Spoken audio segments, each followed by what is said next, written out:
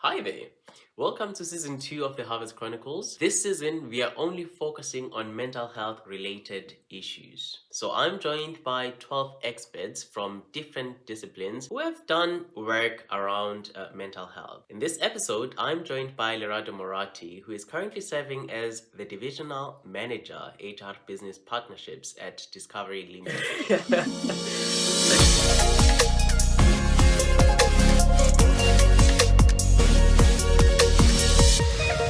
Yesterday, when I was preparing for this conversation, it actually occurred to me that, I don't know what mental health is. Because when somebody speaks about mental health, the first thing that comes to my mind is, oh, they're probably depressed. They are Sure. experiencing some sort of anxiety. What really is mental health? I mean, whenever I speak about the conversation around mental health, I always say we all have it, right? I often say that it's a spectrum and that, you never go through the same emotions on any given day, right? So for me, it is a spectrum. One day you are feeling some type of way, another day you're feeling great. But things happen to us in our lives that impact the way in which we show up for any other occasion within our lives. And so for me, it is really about that. It's about understanding your own emotions and being able to understand what are those triggers, what are the things that get you to a point where you're not feeling great about yourself. And I suppose for some other people, they live with that every day, right? Because they're individuals that experience certain conditions within their lives that impact the way in which they show up every day. And there are things or interventions that are in place to support them around that.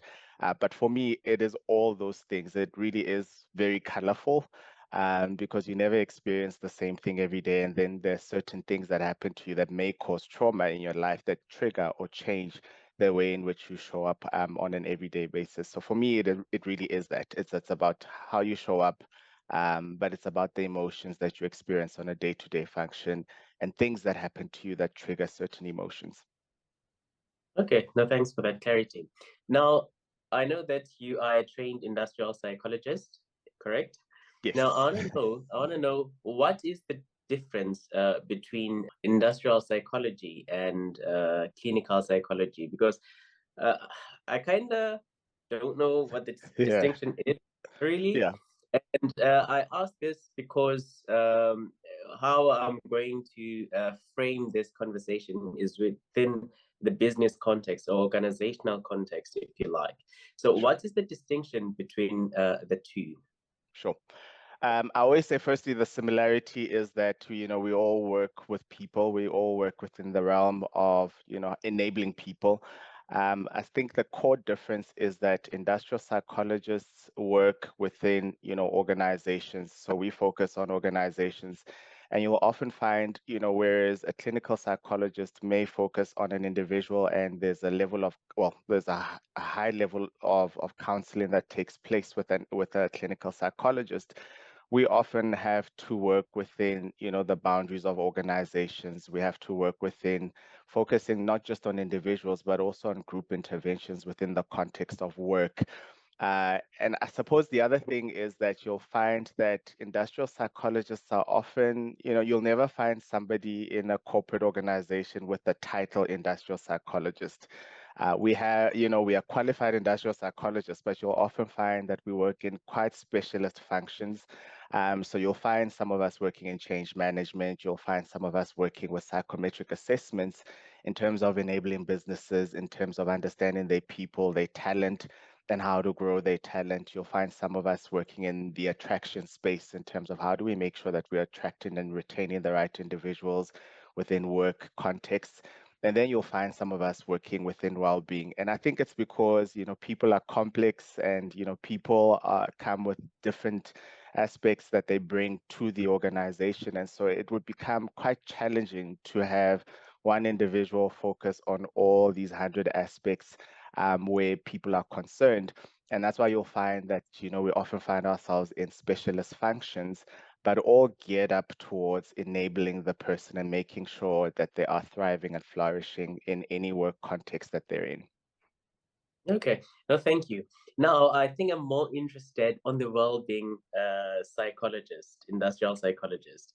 Sure. And I think, you know, when you talk to people who are in the workforce, they would mainly tell you that because of the culture, because of certain issues within an organization, they find themselves having these funny symptoms. They get stressed from time to time. Sometimes it's higher up. Sometimes the levels are a bit low. I've Sure. experienced that myself, and I want to know then, because there's a lot of things that could possibly stress a person or cause some sort of an uncomfortable feeling, if you like. How do how does one then get to know that what they are experiencing is sort of linked to mental issues? Maybe they're experiencing a mental breakdown of some sort. Yeah.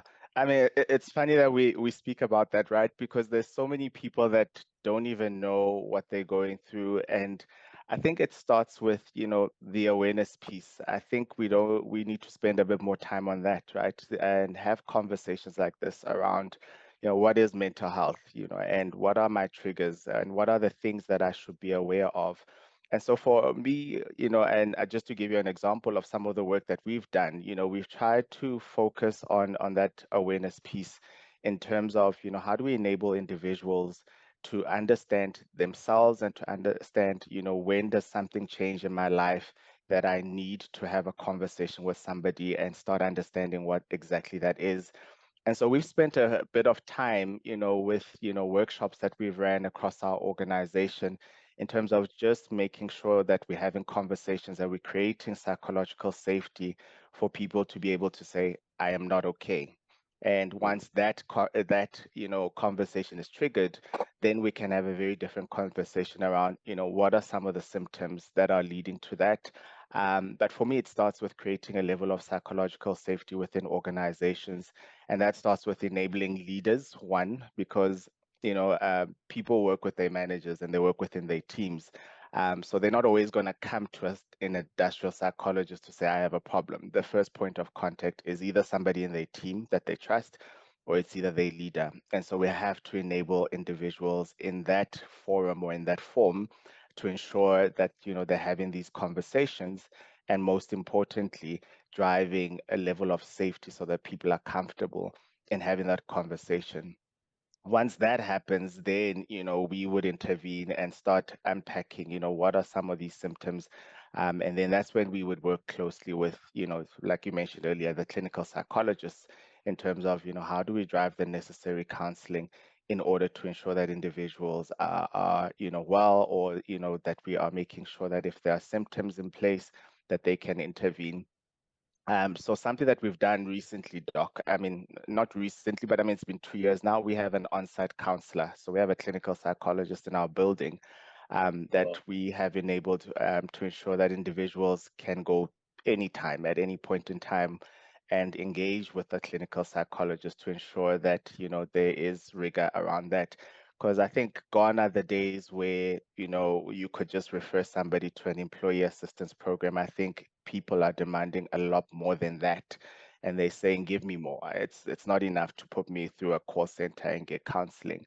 But it's our responsibility as industrial psychologists, but also supporting leaders in organizations to ensure that we're doing more and that it's not just, a one size fits all. hmm. Well, that is very interesting. Now I'm told I wish I could join your organization, but having done that, I think you guys are piloting it, or you've been piloting it. What have been the positive changes associated with having an on-site clinical psychologist? I think some of the things, and I mean, we always focus on performance, right? Because, Yeah. that's why we want to make sure you're well so that you can perform at your best. And I think some of the benefits have been that.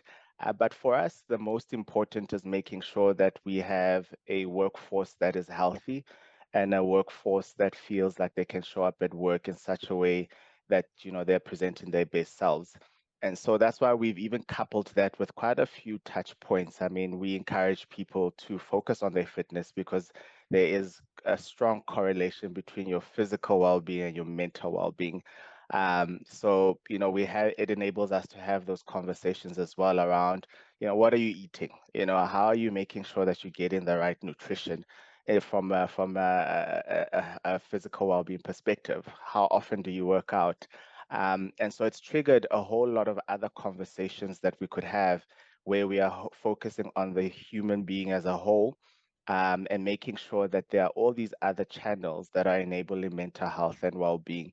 And so for me, that is the strong one. But most importantly, it is the performance element in terms of making sure that people can show up as their best selves at work. And I mean, we are quite a data-driven organization, so there are different touch points that we can almost correlate with how our individuals from a mental health well-being are, versus the performance that they deliver on from a work perspective. Hmm. I'm just wondering now, what you're explaining to me seems like something that our counselors where I'm working also do. Would it be different if you guys had, would it have been different rather if you had counselors than clinical psychologists? I think not necessarily. I think they still would support the same kind of function.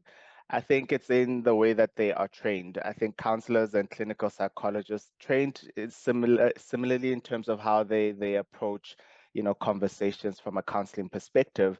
But definitely they address the same kind of things, and you would find that, I suppose with clinical psychologists, they then have also the capacity or the level to also have conversations around diagnosing you from a clinical perspective and being able to say you either have depression or it could be bipolar and you need to be referred for further testing and so forth. So I suppose they have the capacity to do that from a clinical perspective, and that's why there's a lot more scope for them to work within that front. I wouldn't want to be told I'm bipolar, please. I think I'll resign. Well, No, they do the necessary checks to make sure that they enable you and, to make sure that you get in the right clinical advice, but most importantly, you get in the right help from, in terms of getting the right medication and so forth. So it's quite a journey to get there. okay. That's a bit comforting. Uh, but then, oftentimes we would be told, just speak out when you're experiencing certain things as they relate to mental health.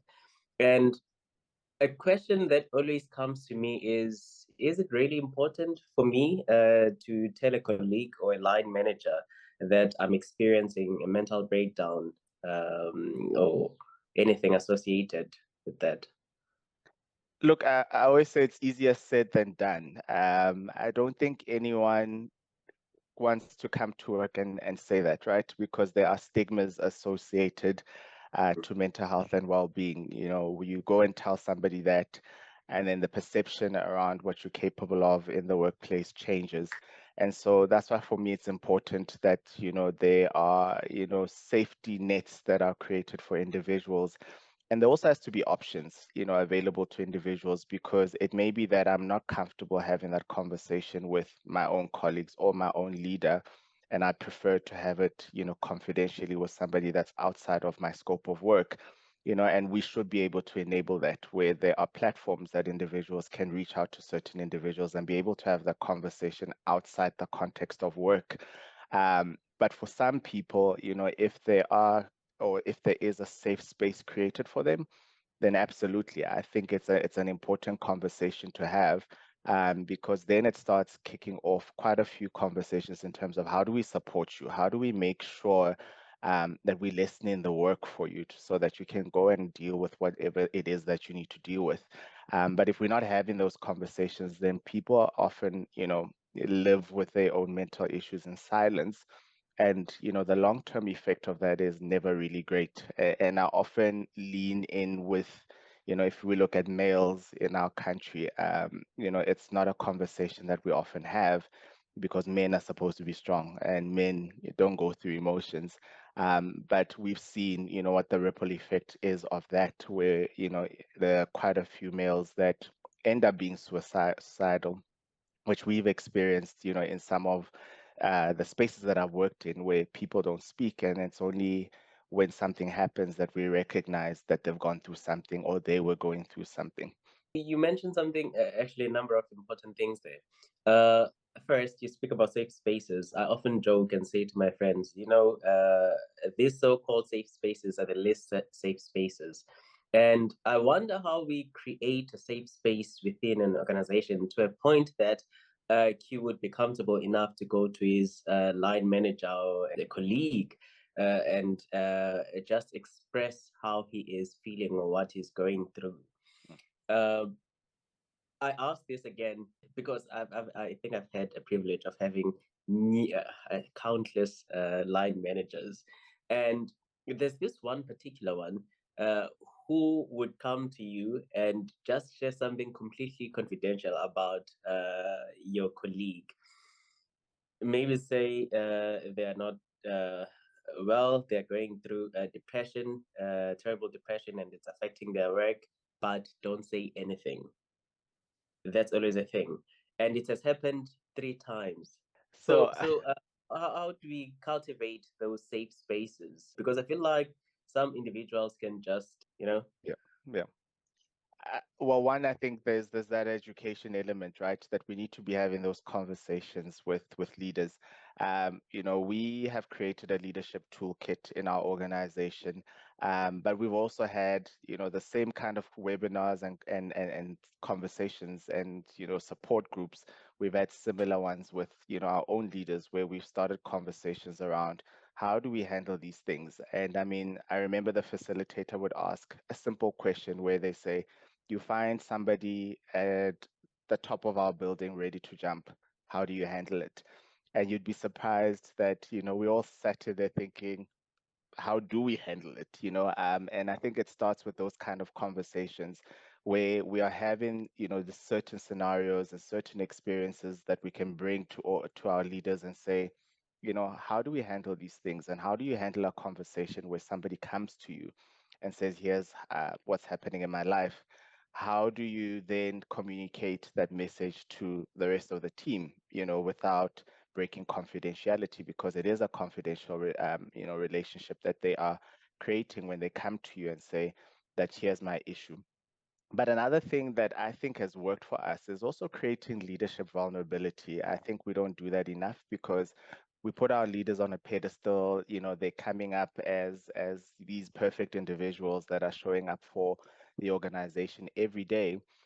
We've spent the last 2 years, reaching out to our executives and saying, what has been your mental health journey? What has been some of the things that you've gone through?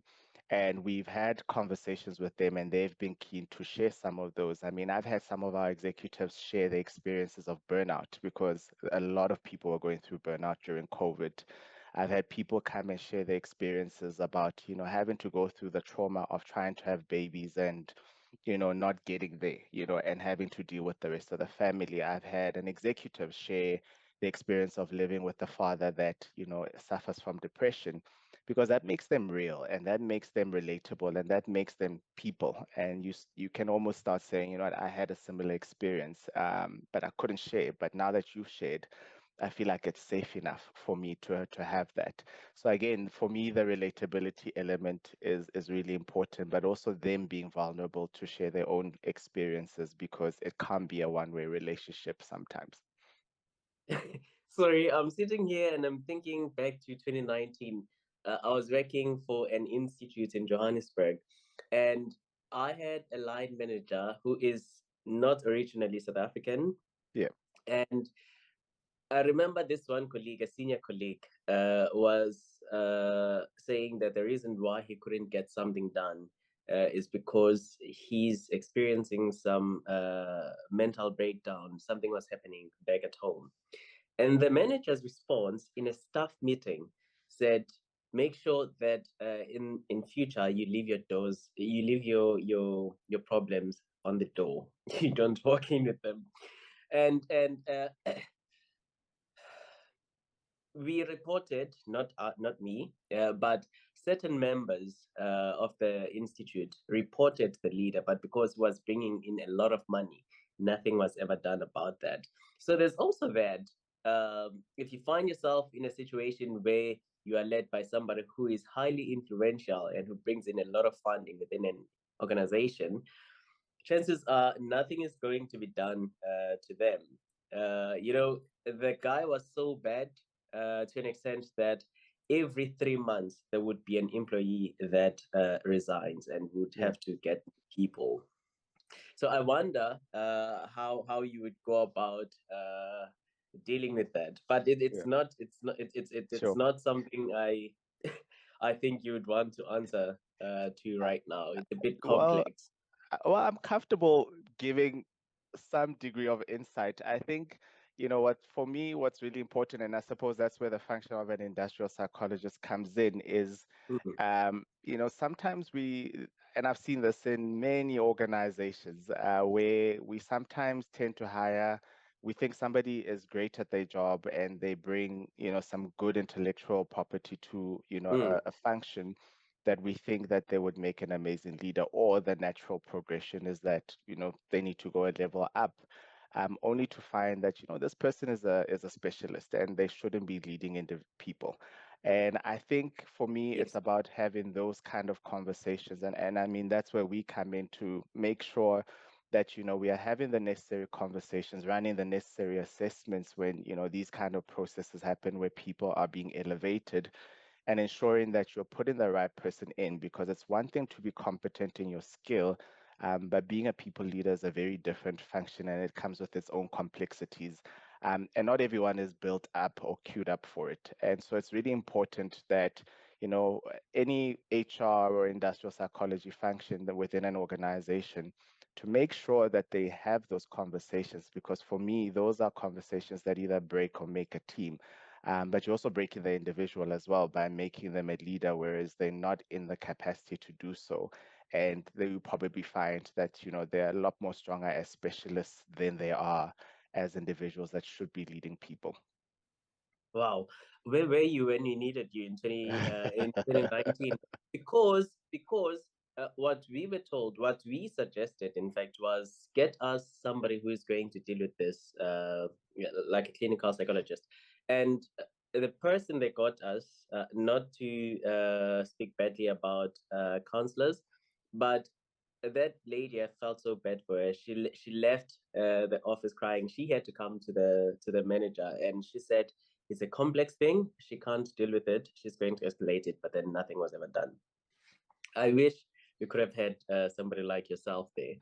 Um, so I have here an article. Actually, it's about industrial psychology and the impact of COVID-19. Well, it correlates the two, and I think it's a very interesting piece. It was written by I don't know how to pronounce these names. They are very difficult, but it's two scholars. One is from Australia and the other is in South Africa at the University of Johannesburg, and what they write here, what they were trying to see here is how effective workplaces are in trying to assist employees adapt to your highly, if I may, problematic or difficult situations, as in the case of COVID-19. How were you guys able to navigate around that? Because anxiety, stress levels, depression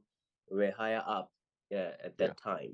yeah. A lot of people were just fearful. And I know some people lost their jobs, some people didn't lose their jobs, but they lived in constant fear and it deteriorated their mental health. How do you guys manage to work around that?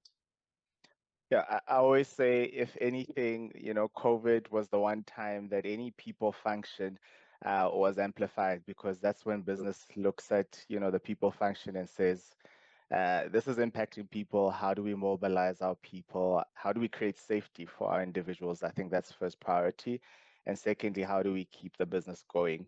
And I think for me, those kind of conversations, when they took place, it required all hands on deck. I think it was really important that we all came together under the one mission. And I often say, for us, what's really come strongly across in terms of how we handled that, was our purpose. We often say our purpose is to enhance and protect people's lives. And in that Mm. moment, we knew that the first lives that we had to protect were those of our people. And so there were quite a few functions that we had to play in that moment. One, you need to, engage with your risk team in terms of, how do we manage the risk? How are we mobilizing thousands and thousands of people to work from home? And still, be able to deliver on the same things that we said we would deliver. Two, how do we create, processes in place that when somebody is experiencing somebody dying, because a lot of people lost, families, but also people experience COVID as well. And so we had to make sure that there are also channels in place to support those individuals. And also when you're looking at, how when somebody, I think for people that might have not been impacted by COVID directly, I mean, I think it's the one time I always say COVID is the one time that you realize how important human contact is, because we were denied human contact for such a long time, especially if you're living alone. So I would imagine that that also triggers certain emotions. You go through certain things. And so it was really important for us to make sure that, how are we enabling people that are sitting at home for 15, 30 days and it just kept being extended, with loneliness, because that triggers a certain degree of mental health issues that come with it. And so for us, it was really important that firstly, we have a really deliberate purpose in prioritizing our people first, and then making sure that, we can deliver on, the business requirements, because what's important about delivering on business requirements is that we can save jobs. And I'm really proud to be part of an organization that, during that tough time, we were not impacted. We didn't impact anyone from a work perspective. And instead, where there were potential, risks of people losing their jobs, we could transform their jobs. I mean, we set up our own COVID business support team. And so we could take skills that where they were impacted and start plugging them into that space, supporting individuals with COVID. When we started the vac site, the vaccination stations, we could bring some of our own skills and people, and we started running that and rolling that out. And even when that ended, we saw some opportunities in terms of our business, making sure that we can retain individuals. And I think that's what the one thing that I take pride in within the organization that I work in that, we always, because of the changes that happen in our business and because we recognize that business evolves, that we can always plug and play and put people in different functions. But most importantly, we were also recognizing that we needed to have, a mental well-being and well-being support during that time. And that's why it was important for us to have initiatives in place that were really critical in making sure that we're driving engagement. We're making sure that, people are still connecting even though it's virtual, and that, we are constantly keeping our finger on the pulse and making sure that people are supported throughout the engagement. Wow, I know you work for a big organization. You mean to tell me that you guys didn't lose even a single employee during COVID? No, not during COVID. We certainly, evolved certain skills within our business. And I think that's the Yeah. one thing that I enjoy about the space that we're in, that we can reskill people. And I think that's where we are now. I always say that the world of work is skills based. It's more skills based than it is anything else. So if people have the necessary skills and you can train them on a certain, area of expertise, then that's essentially possible. And that's what we found that during COVID we could do, that when, our nurses couldn't see people physically, that, there are other spaces that we could plug them in. That is super amazing. I don't know how you guys do it, but I think you should share your model with all organizations across the country, especially the ones that you work directly with. I mean, we are beneficiaries. I'm a beneficiary from your organization, actually. Yeah, Oh, I'm your client, if I sure. may. Yeah, No, yeah, I go want to ahead. say, I mean, those conversations happen all the time, because I think, when we look at COVID, there was one thing that was a priority to all organizations, and that was people. And so it was not a time for us to be, keeping the secret and keeping it in a treasure box. And so it was really important that we do share the secret source, and that, we are having conversations around how are we making sure that as a country we're protecting our people? And I suppose it's always the hat that we have to wear. And I suppose that's why we always driven by our purpose, because it's so important that, in saying you're enhancing and protecting people's lives, it can't just be your employees. It has to be everyone in its entirety. Yeah, yeah, definitely. And then you mentioned earlier that people were working from home, they were still productive and. But when I read reports, this one included in front of me, what I see here is that people actually started experiencing mental breakdown because they were working in isolation. They were in Sure. their individual spaces. And I know you speak about providing some sort of support, but I would imagine it wouldn't be as effective as sitting with a person and just talking about my issues. But also, you work in a very large organization. It's a massive organization, and I would imagine if there's 50 people saying that they're experiencing mental health issues, there would be sort of some sort of a queue before one gets assistance. So how did you ensure that people got the necessary assistance that they needed timeously?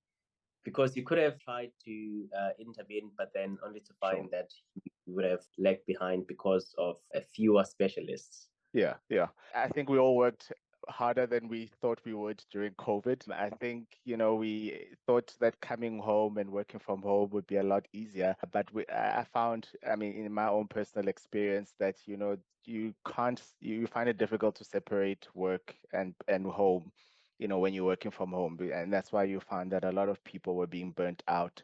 A lot of people were, experiencing, the pressures. And if you ask anyone, and I mean, we've had focus groups post COVID, and people do certainly say that it is the hardest that they've ever worked, during that time. And it was because they would work for 14, 16 hours. Because you're isolated in your home. And so the natural thing to do in that moment is to just continue working. And so you do find that I suppose you can't use one mechanism, and that's why it's important to have different interventions in place. Counseling cannot be the only thing that you're thinking about, especially where, there are so many people experiencing mental health issues or experiencing traumas and everything else. And so for me, what was really important, or the things that we did, was we couldn't just have one intervention, which was just counseling. But we had focus groups. We had, individuals with common interests, coming together. And I mean, I remember we had cook-offs at some point, because those created a sense of community for individuals to feel like, okay, we are coming up with a menu together. Restaurants are closed. We can't go anywhere. You know, let's go buy these ingredients and cook together. But most importantly, have conversations and feel like you have a sense of community. So I think in essence, it really just is a matter of making sure that you have different interventions in place, because not one intervention is the only solution. And like you said, if we had to flood our counselors with, all these individuals, they wouldn't be able to get to everyone. And so you have to have different mechanisms in place to support people within your organization. And that goes for post-COVID as well. What we are finding is that employees are demanding that it's not enough to just send me to a counselor. What else are you doing for me to make sure that I'm well? Wow, wow. Sorry, as we have this conversation and as you say all these things, you are taking me back to that time, to that period, COVID-19.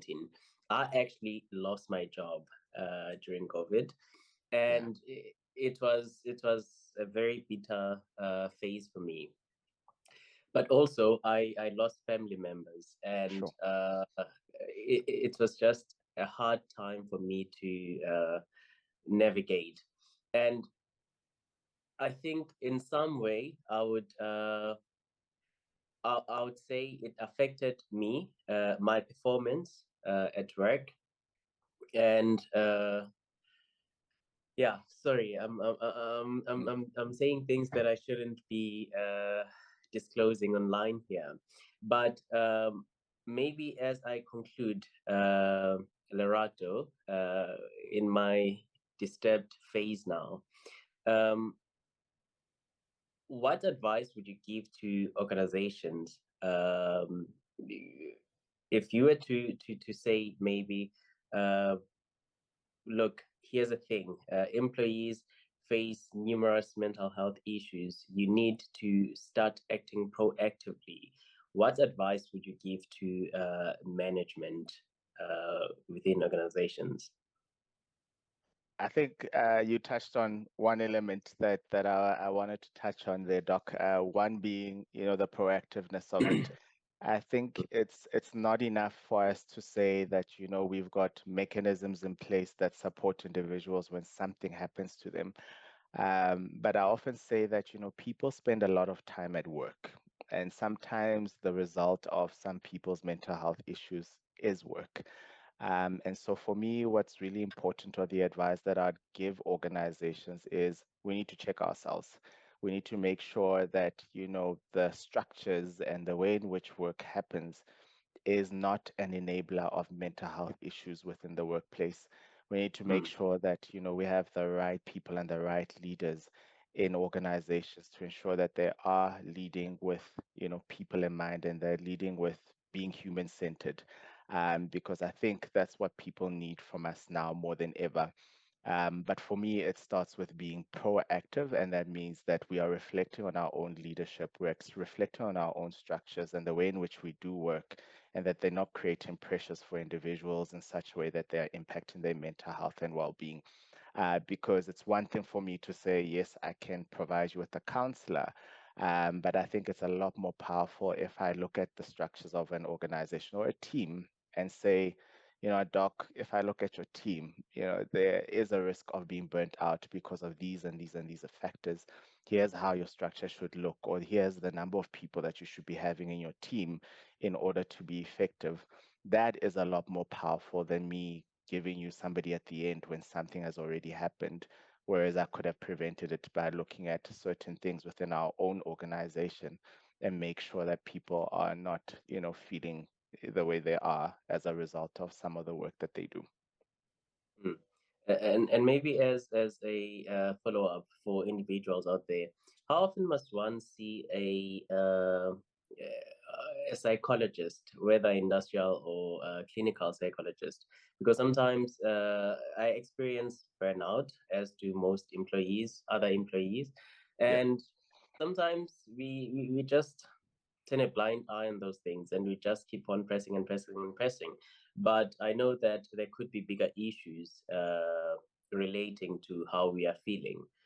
yeah, And what you even say when you get to a psychologist, I sometimes find it difficult, especially the first 5-10 minutes.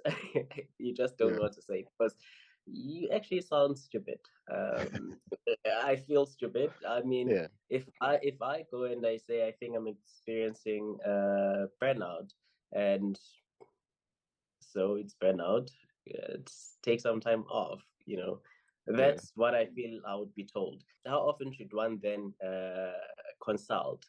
yeah. Now, Look, this is now with reference to people that don't have the privilege that you guys have in your organization, that have sure, to go see a psychologist, or if they are fortunate, by the way, see an industrial psychologist within the sure, organization. sure. Yeah, and I mean, to just something to note for us here is also that there are free services around mental health and well-being. I think, the South African Depression Organization is doing some amazing work in terms of, creating a channel for individuals to reach out from a mental health and well-being perspective. So, and they also have other tools in terms of reaching people, which I think is exceptionally powerful. But I think, I've met individuals that say you don't need to have something wrong to to go and check in. It's always important to check in even when things are going great, because there are tools and resources that you may get from a counseling service that you wouldn't have thought of if you were just going through this journey alone. And so I find that, people that are often centered and people that often understand their own mental health and when the ups and downs happen are people that are on the journey of it continuously because they have that person.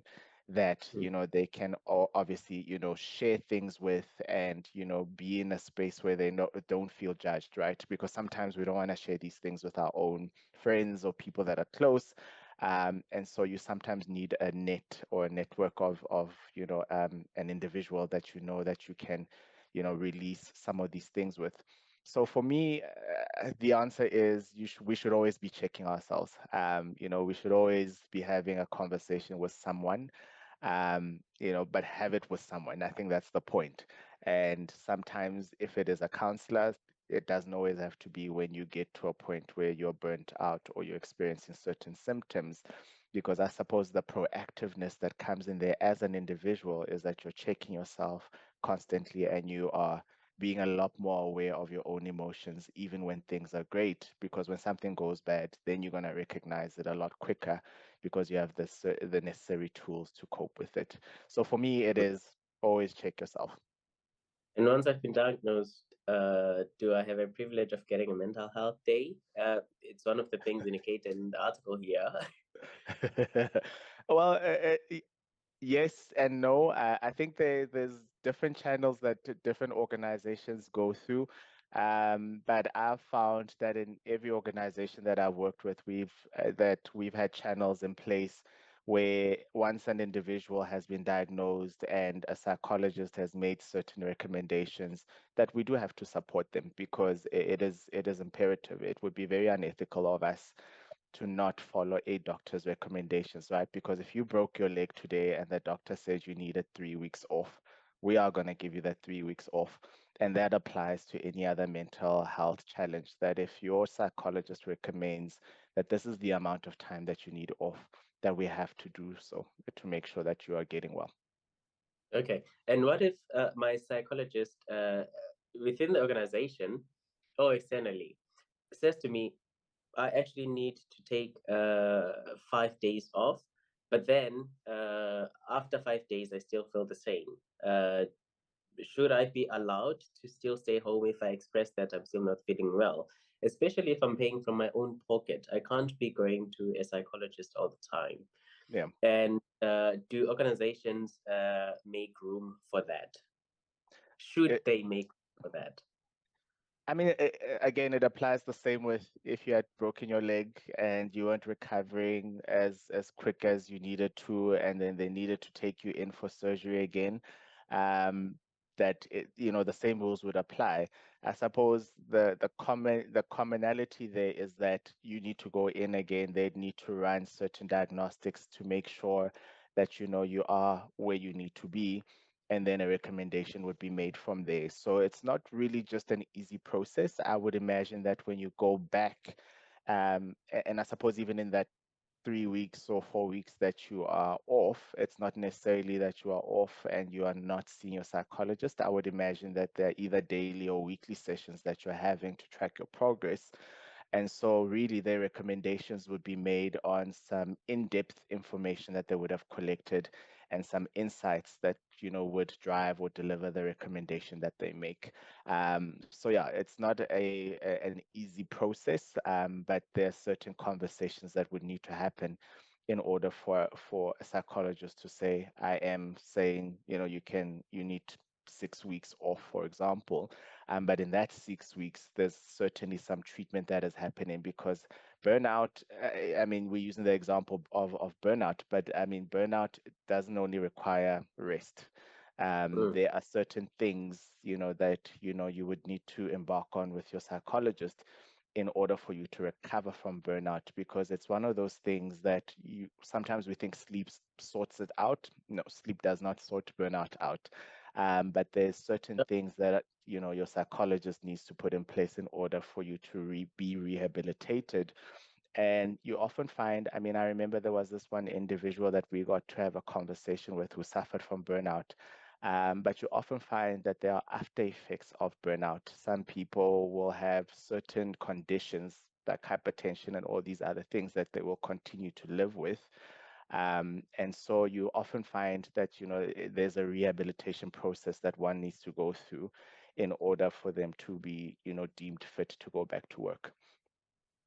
Oh, okay.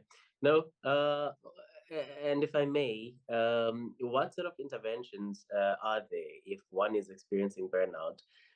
Can you give examples? Um, is there anything I can do here at home? If you say sleep is not one of those, then Yeah. what could be? So just to clarify, sleep is one of them if you're not sleeping. Okay. Uh, but it's not a one size fits all because we experience burnout in different ways. For some people, it is that they want to sleep all the time, and the last thing you want is for somebody to be constantly sleeping. So if somebody says to you, "I sleep 16 hours a day, and I still struggle to wake up at the end, in the morning if I'm sleeping 16 hours." Then the last thing that a psychologist would do is recommend more sleep because it's counterintuitive. Whereas for some people it is I'm constantly stressed and I'm sleeping less. For other people it is they start experiencing physical, symptoms where it could be that my back is constantly sore. Or I'm constantly feeling strain on my neck. So there are different things that people would experience. So if somebody's saying I'm feeling strain on my back, I'm constantly tired, it's not just going to be counseling. There's probably going to be physio that needs to be involved there. For some people, there's probably going to be exercise that's involved in their regime or in terms of whatever that is recommended based on the symptoms that they are getting. And I suppose that's the complexity of burnout, that we do not experience it the same way. And so there are multiple symptoms to it. And then there are multiple ways to also counter those symptoms. In a way, I feel like this is a counseling session for me because uh, I always have a sore back and my neck as well. Here, I feel Yeah, like somebody is just pulling something yeah. from my Yeah, neck. I And always say we experience, stress differently, but we always experience it physically. And there's actually a book, I'll find it, but it speaks about, where you receive your stress and why you receive it there.